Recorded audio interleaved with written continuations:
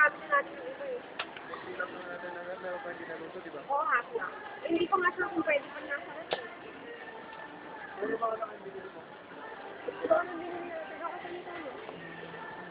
100 pieces. Ito lang. Yeah. Kusahin ko nga ito para sa ilan ba to? Saan ba yung gas? Ano? Bukod mo lang ako sa akin ganito. Ito to, spaghetti sa ba? Yung malaki na.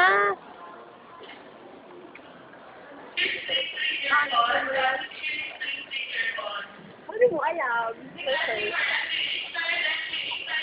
Masarap pa yung Italian style. Ano gusto mo Pilipino?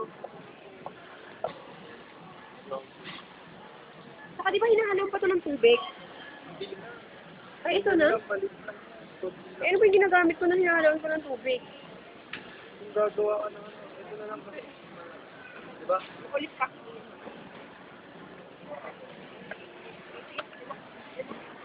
Nalo na ako, sorry.